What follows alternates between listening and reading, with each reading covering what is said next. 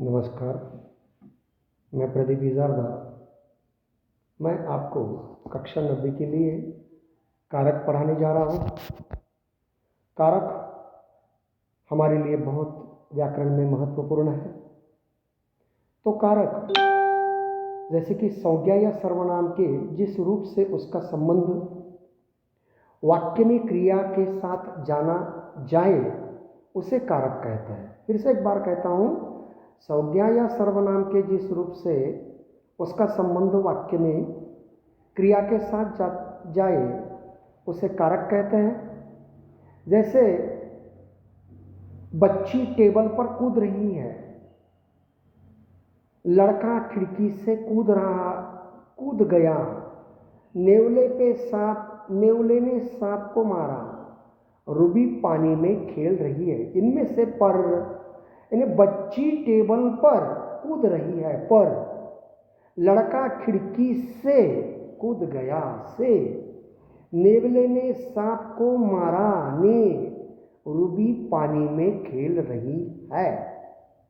तो इस तरह के उपयुक्त वाक्यों में बच्ची, टेबल, लड़का, खिड़की, नेवला, सांप, रूबी आदि संज्ञा पद है। आदि क्या है? संज्ञा पद है। और इसका क्रिया के साथ संबंध बताने के लिए पर, से, ने, में इन विभक्तियों का प्रयोग किया गया है। अतः इन चिन्हों को ही कारक कहते हैं। इन्हें उपसर्ग चिन्ह या विभक्ति चिन्ह भी कहा जाता है। तो कारक के भेद एवं उसके विभक्ति चिन्ह परस्पर्शित चिन्ह भी है।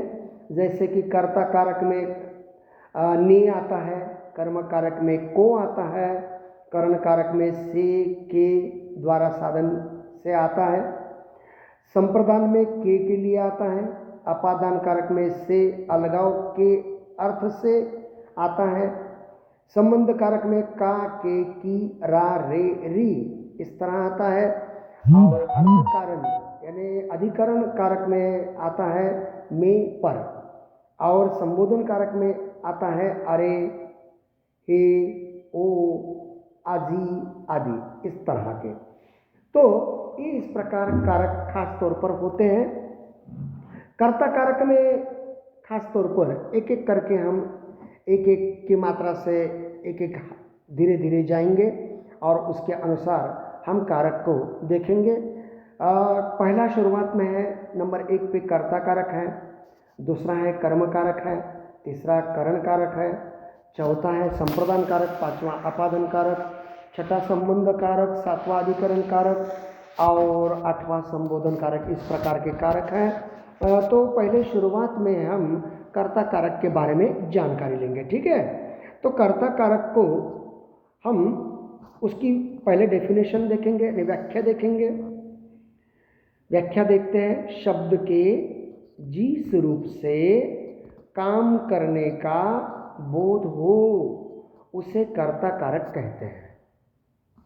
इसमें ने विभक्ति लगती है और इसका उपयोग सकर्मक क्रियाओं के साथ भूतकाल में ही होता है।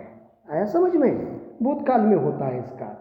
जैसे कि उदाहरण के तौर पर 1 नंबर पे है, जैसे कि रोहित ने पत्र लिखा, रोहित ने पत्र लिखा, रोहित ने मतलब ये रोहित ने पत्र लिखा, कर्ता कारक में ने आता है।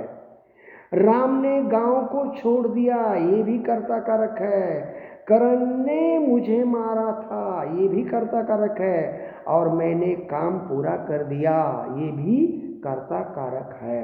इसलिए बच्चों एक बात ध्यान में रखो कि जिस वाक्य में ने कंपल्सरी आता है वो 100% क्या होता है? कर्ता कारक होता है। दूसरा है कर्म कारक। कर्म कारक को क्या कहते हैं? कर्म कारक की पहले डेफिनेशन देखेंगे, व्याख्या देखेंगे। जिस वाक्य में क्रिया का फल कर्ता पर न पड़कर वाक्य में स्थित अन्य संज्ञा पर पड़ता तब उसे कर्म कारक कहते हैं। उसमें को विभक्ति लगती है। कौन सी विभक्ति लगती है? को विभक्ति लगती है। कर्म कारक की पहचान करते समय क्या है? क्रिया से क्या और किसको, क्या और किसको प्रश्न करने पर उत्तर में कर्म कारक आता है। मतलब वाक्य में को 100% होता है। जब को होता है तो उसे समझना चाहिए कि ये वाक्य कर्म कारक का ही है। जैसे कि देखो, अब पहला वाक्य है हमारा, राम ने रावण को मारा, को। संजय को डांट पड़ी, को। रमेश को पुरस्कार मिला, उसमें भी को है। रमन क्रिकेट खेलता है। तो इस प्रकार के जो वाक्य है, ये वाक्य सभी कौन से कारक है? कर्म कारक होते हैं। उसके बाद में हम देखेंगे करण कारक। अब करण कारक जो है उसकी भी व्याख्या हम देखेंगे। उसकी व्याख्या इस तरह है, संज्ञा या सर्वनाम के जिस रूप से कार्य को किसी साधन के द्वारा संपूर्ण यानी संपन्न कराने का बोध होता है। देखो, संज्ञा या सर्वनाम के जिस रूप से कार्य को किसी साधन के द्वारा संपन्न कराने का बोध होता है, उसे करण कारक कहते हैं। इसमें से के द्वारा विभक्ति लगती है। आया समझ में? उदाहरण के तौर पर समझो, नंबर 1 पे राकेश बस से विद्यालय जाता है। रेलगाड़ी के द्वारा लोग अपने गांव जाते हैं।